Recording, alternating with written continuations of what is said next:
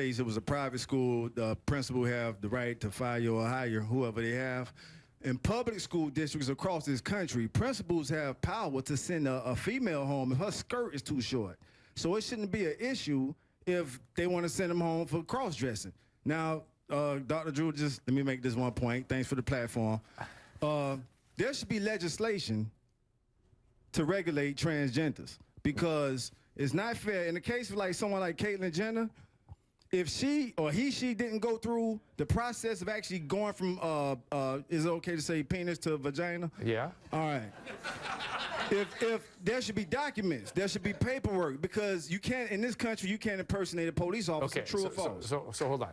So I get what you're going. You can't impersonate a police officer. You shouldn't be able to impersonate the opposite sex and get away with it without pop paperwork. It's not impersonation. What is it? It's not impersonation. It's somebody.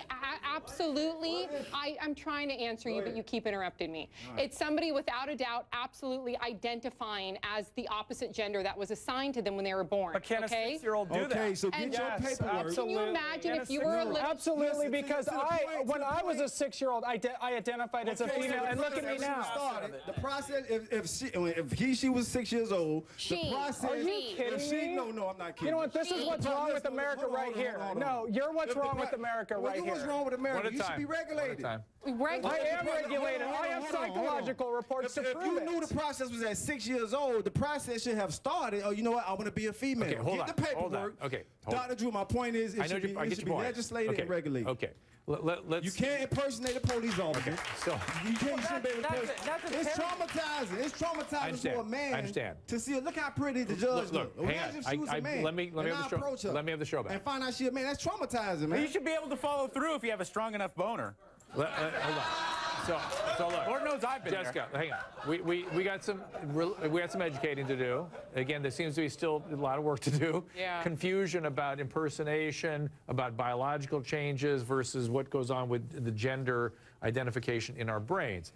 So again, it's work to be done. Right? Absolutely. Okay. But that's the best part is we see this play out time after time. However many times I've been here, I'm not dealing with the people that understand it. I'm dealing with the people that don't understand it. Come with me for a day and see how my life plays out. See how it plays out as a child, and all these people that I meet that are on the cusp of trying to figure out what their identity really is. Right.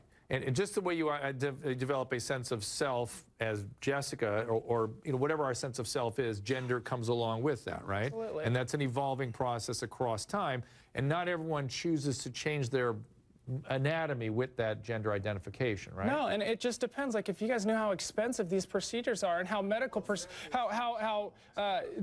the insurance companies don't cover a quarter of this, and how the people that do it are backlogged. Marcy Bowers is backlogged 2 years right now. Wow. The people in Canada are out 3 years right now. So getting in and get this procedure done isn't always plausible, especially if you're older. Do you have any hypothesis why people get so worked up over this? Yeah, I think it's the basic comes down to is somebody wants to be able to look at me and identify me right away. And when they look at me, what happens is, especially with males, they look at me and go, "Dang, girl," and then they go, "Wait a minute."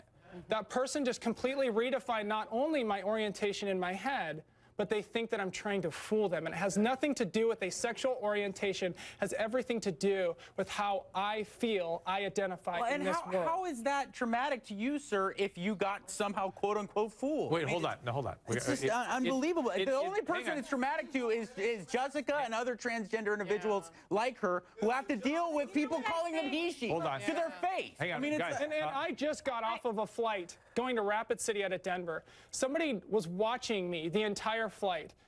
We got to Rapid City, and this guy, just like the individual just spoke, said, "Good night, sir," as he got off my airplane. Well, that's and the guy was just like this one, where he wouldn't have done it when he was in Denver, when I could have kicked him off my flight and put him on the no-fly list. He did it when we got to Rapid City, and this is just like this here. Okay, so Tanya, help me. Unfortunately, I think that a lot of this sometimes comes down to, we think it's all about us. Like the gentleman there, he thinks that her experience is about him.